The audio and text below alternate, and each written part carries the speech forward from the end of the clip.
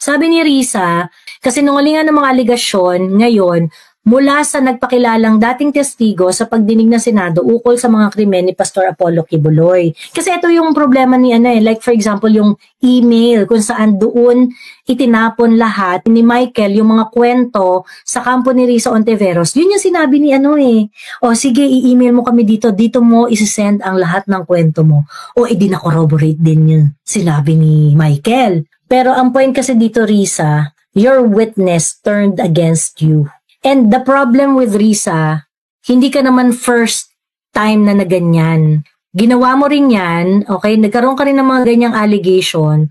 Noong panahon, niluluto mo yung issue tungkol sa Farmally. Kinasuhan ka ni Jaime Vegas. Nakasuhan ka doon ng sedition, no? At saka perjury. A certain Jaime Vegas claimed that Ontiveros bribed VJ Almira, who appeared before the Senate Blue Ribbon Committee last September 24 to testify against Farmally, which is being probed for allegedly overpricing pandemic supplies sold to the government.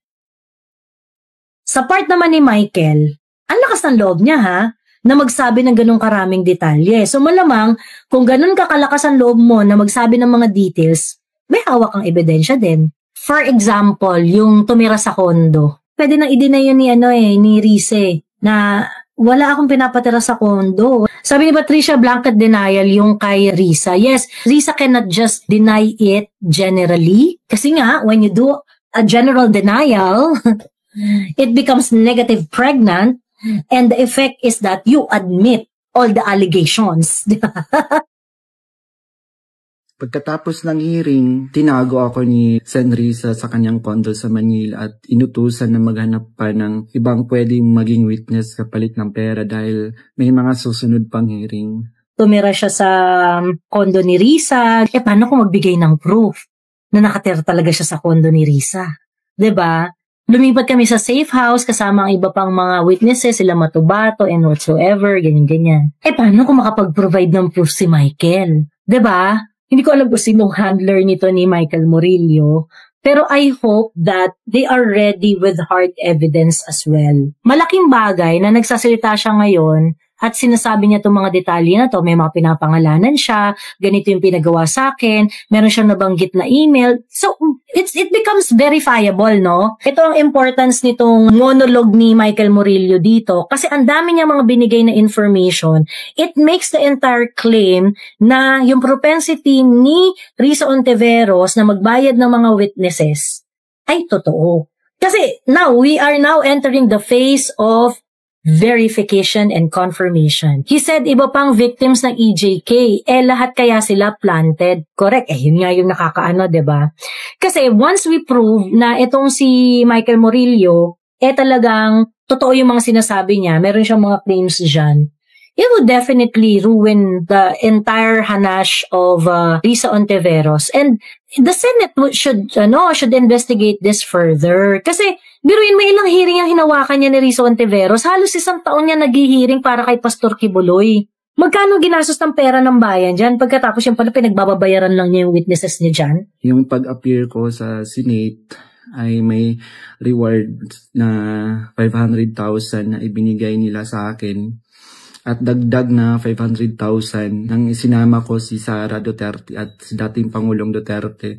So 1 million po lahat ng binigay sa akin. Sa buong taon ng 2024, nanirahan ako sa condo ni Sen. Risa. January 2025, lumipat ako pansamantala sa isang safe house kung saan nakasama ko doon sina Mutabato at iba pang mga biktima ng extrajudicial killings. So, sa bawat research o information na aking naibibigay sa Senado, nakakatanggap ako ng rewards na 12,000 na ibinibigay ni Sen. Risa sa pamamagitan ng kanyang staff na si Sir Ryan. Diba? May nagtatanong na ano yung motivation niya, what made him come out. I am not really sure, I do not know. He wanted to right his wrong, ganyan. Of course, syempre napaka-altruistic niya, no?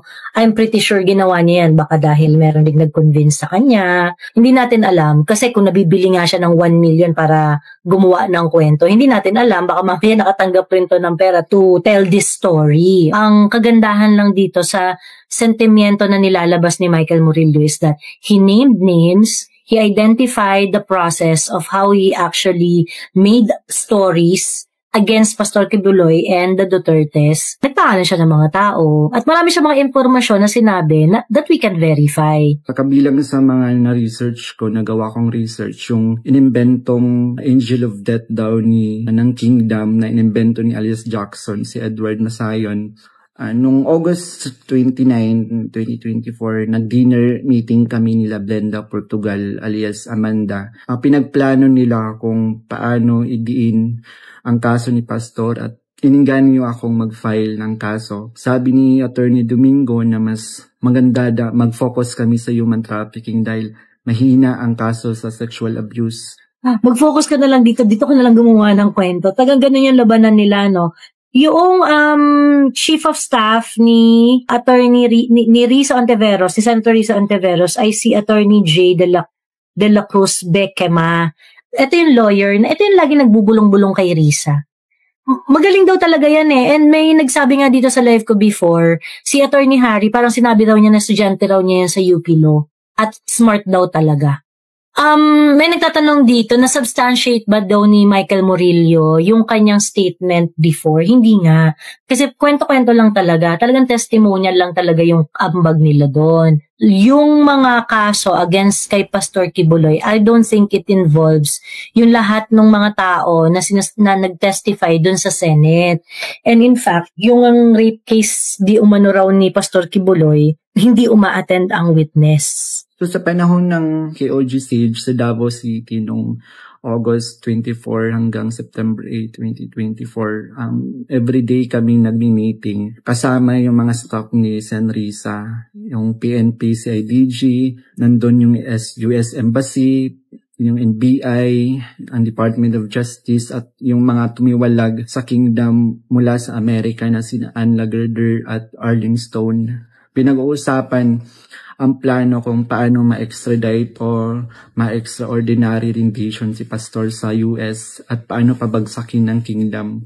So tinatanong kami ng paulit-ulit kung may alam kami tungkol sa isang bunker daw nung panahon ng KOG Siege dahil kapag nahanap daw nila si Pastor, babahan ng pera at may bahagi kami doon.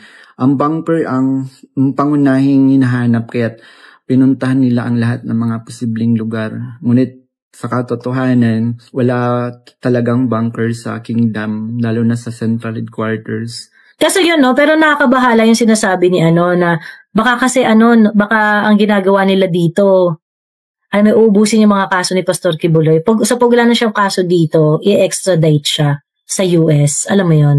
So it looks like, no, yung diskarte nila dito, they try to get a lot of information from different informant. Pagkatapos, they allow them to speak, to share their story, ganyan-ganyan. Pagkas later on, i-fit nila dun sa general narrative na gusto nila. Ay, hindi, huwag ka na magsalita dyan. Huwag mo nang isama to sa reklamo mo. Ay, yung mga ganun-ganun. Talagang meron talagang magic hand na nag-aayos kung papaano nila ilalatag yung general na kwento nila. Ayon kay kay Michael Murillo. This also cemented yung idea na kasi hindi ko maintindihan kung bakit why the Bongbong administration forced the freezing of accounts of all related endeavors kay Pastor Kibuloy. SMNI, KOJC, at saka yung Sa Jose Maria College. Yung lahat ng endeavors na connected yung KOJC. Even yung mga charitable institutions at saka yung mga charity works na ginagawa nila. Everything was frozen for a certain period of time. And I find it unreasonable kasi ang kaso ni Pastor Kibuloy is human trafficking kuno. So, ngayon, if i-freeze mo yung assets at saka yung mga pera, yung mga ganyan, if meron kang reasonable belief na yung pera na meron sila is actually earned from those kind of activities. Kung galing siya doon. Time has been given na extend yung pag-freeze nila ng assets ng KOJC ni Pastor Kibuloy na ibang mga members at saka yung mga schools and other facilities na meron si Pastor Kibuloy. Pero, meron ba silang nakita? Wala naman di ba? Wala silang nakita. So nakakaloka talaga. Malinaw na pinag-iinitan. Kasi if they would have strong evidence against Pastor Kibuloy, lumabas na yan dapat. It only proves na nung ginigipit niya si Pastor Kibuloy, noon pa lang rin kayo bumubuo ng storya at noon lang pa rin kayo naghahanap ng ebidensya. And then the slightest evidence that you are going to see, yun na yung gagamitin ninyo para dun sa kaso. And this is just so unjust. Makinig kayo Kaya sa akin, it's very, very important to speak when you see certain injustices. Kasi I know a lot of people do not really want to speak at the time na ginigipit yung kay OJC at saka yung si Pastor Kibuloy. Kasi hindi pa nila, parang feeling baka meron daw kasi may nagsabi sa akin meron daw talagang problema yan si Pastor, meron daw talagang ganyan. For me, it's very, very important that you stand for what is right, especially if it is unfolding publicly. Kailangan magsalita ka. Hindi naman tayo kasali dyan kasi problema naman na yan ng KOJC. If they can do it to KOJC, they can do it to anyone. They can do it to ordinary individuals. Diba? Same goes with Maharlika. Kung si Maharlika, inaatake niya na, kakampi natin. Kasi kakampi naman natin si Jazz Binetray ba ni Jazz ang Duterte legacy?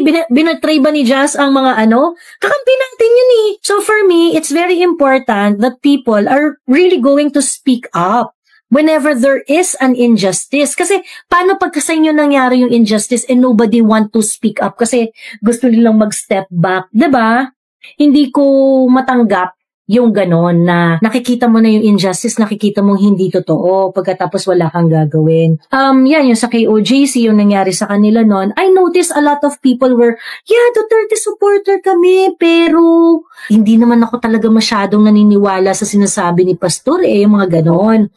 Labas sa usapan dito kung naniniwala ka sa religion niya o hindi, no? Ibang usapan niya, it doesn't matter. You don't have to be a believer to make a political stand in favor of KOJC, Pastor Kibuloy, and yung mga ginurgur ng administration na to. But because there were clear violation of rights here, kahit sino pa yan, kahit simbahan pa ni Kulafu yan, at ginawa nung BBM administration, yung ginawa nila sa SMNI at saka sa KOJC at kay Pastor Kibuloy, if there is something that is so unfair that was done, it is incumbent upon us to communicate yung injustice na yun. Nadamay din na freeze account si Atty. Torion, sabi ni Ayam. Si Michael Murillo, the mere fact na lumabas siya at maraming verifiable information ang isinawalat niya dito sa kanyang confession, it puts him in a situation wherein he can be debunked.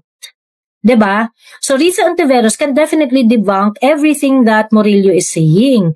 Yung mga allegations ni Murillo dito, like for example, yung tinao-tao sila, ikaw dito ka sa issue na to, ikaw dito ka sa na-issue na to, binayaran siya ng 500,000 to do this and 500,000 para siraan ng mga Duterte and 12,000 every information na ipoprovide niya.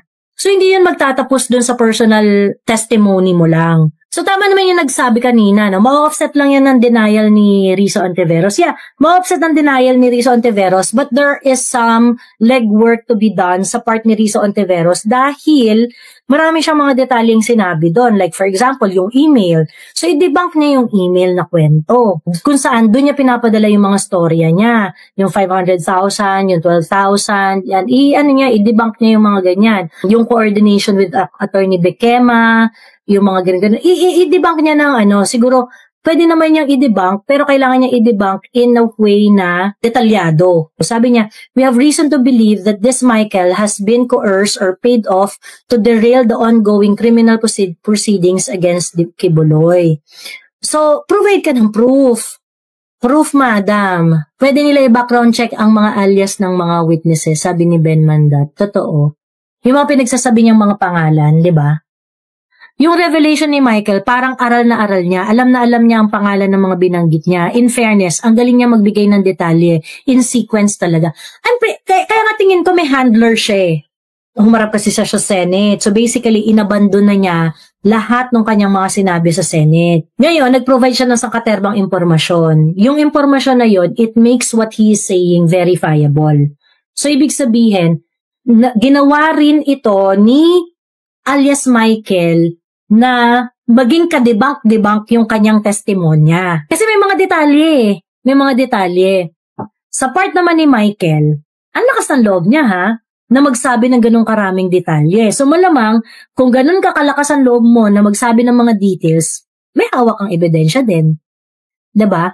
So sana lang meron siyang ebidensya kasi kung wala, siyang napatunayan, malilinis na naman ang pangalan ni HR, sabi ni Red and Gray. Yeah, I agree. Kailangan meron siyang ebidensya. Pero ito for example, yung tumira sa kondo.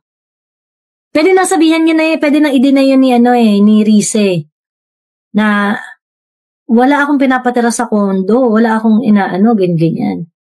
Sabi ni Patricia, blanket denial yung kay Risa. Yes, yun nga, parang Risa cannot just deny it generally. Kasi nga, when you do a general denial, it becomes negative pregnant, and the effect is that you admit all the allegations.